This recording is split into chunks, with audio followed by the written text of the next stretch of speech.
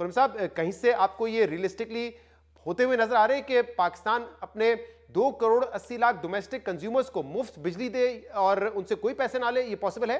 शहजाद, बहुत शुक्रिया। पहले तो मैं कहूँगा कि देखें, ये पॉसिबल नहीं है। उसकी वजह ये है कि आपने देखा है कि आईएमएफ प्रोग्राम में जाना कितना मुश्किल हो गया था। लास्ट जो एसबीए प्रोग्राम हमें मिला है तकरीबन कोई 8-9 महीने का, इसमें भी आपके लिए बहुत प्रॉब्लम्स ये हुई थी कि एक तो आपको सब्सिडी कम करनी थी या ख़त्म करनी थी, या फिर आपको जो है प्राइस बहुत ज़्यादा बढ़ानी थी।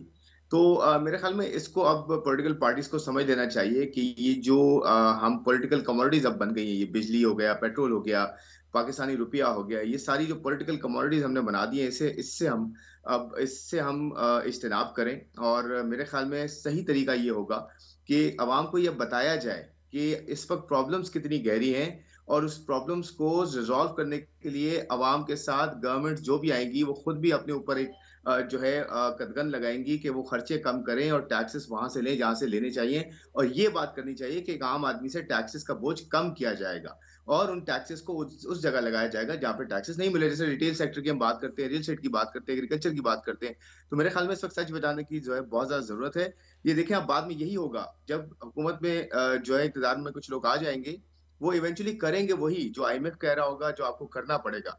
तो क्यों ना जो है इस वक़्त सच बताया जाए, ये मुमकिन नहीं होगा और कि हमने ये हमने झूठ कुछ बोलना लोगों से बात गलत की, है। उन्होंने कहा कि जी, इस वक्त जो फ्यूल प्राइस एडजस्टमेंट है और जो क्वार्टरली टैरिफ एडजस्टमेंट है उसमें 6-6 रुपए बढ़ाने पड़ेंगे। ये अगले महीने है, तो अगले महीने कोई हुकूमत बना लेता है जी। तो पता नहीं मुफ्त यूनिट दे सके या ना दे सके, लेकिन ये जो फ्यूल प्राइस एडजस्टमेंट है और क्वार्टरली टैरिफ एडजस्टमेंट है उसकी मद में शायद 10-12 रुपए बढ़ाने पड़े। लेकिन जरा ये बताइएगा कि अगर अपने अखराजात हुकूमत कम कर ले, सब्सिडीज जो एलीट को दी जाती है उसको कम कर ले, तो क्या इतनी गुंजाइश जी। बनाई जा सकती है कि सब्सिडी गरीब आदमी को 300 यूनिट बिजली मुफ्त देने में लगाई जाए? और दूसरा, एक ये भी प्रपोजल सामने आ रहा था कि सोलर से इतनी बिजली पैदा करके देंगे, उसके लिए कितने अरब डॉलर और कितना वक्त चाहिए होगा फिर हमें? नहीं, नहीं, बिल्कुल देखिए, सोलर इतना इनफ नहीं होता कि उससे इतनी ज़्यादा बिजली जो है वो पैदा की जाए।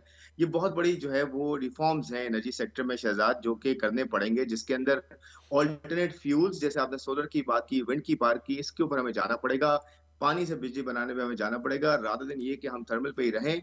दूसरी बात ये है कि 15 से 20 अरब रुपए की सब्सिडी मेरा नहीं ख्याल आईएमएफ जो है बर्दाश्त कर सकेगा, दोबारा से आपको अलाउ कर सकेगा। हाँ, मैं एक बात कहूँगा कि ये हो सकता है कि जो बिजली की कीमतों पे टैक्सेस हैं 45%, 50%, और सिर्फ टैक्स जो है वो एक आम आदमी से और इंडस्ट्री से लिया जा रहा है, उसको कम कर दिया जाए। एक तो उसको कम कर दिया जाए, और यूनिट कॉस्ट को जो है वो किस तरह नीचे लाया जाए। वो कैसे होगा? ट्रांसमिशन एंड डिस्ट्रीब्यूशन के जो लॉसेस है उसके अंदर बहुत बड़ी इन्वेस्टमेंट रिक्वायर्ड है, और इट टेक्स टाइम। 2-3-4 साल लगेंगे, जिसके ऊपर आपको पूरा एक कंसर्टेड प्लान देना पड़ेगा। फिर आपकी पर यूनिट कॉस्ट नीचे आ जाएगी और आपको जो है एक रिलीफ मिल सकेगा। लेकिन ये हो सकता है कि आईएमएफ के साथ ये बात की जाए कि हम अपने खर्चे कम करते हैं, वेस्टेज कम करते हैं, और दूसरे एंड पे 300 यूनिट वालों को कम प्राइस पे बिजली देते हैं। मुफ्त फिर भी मुमकिन नहीं होगा। ये सही। गलत बात होगी कहना कि मुफ्त बिजली दी जाएगी।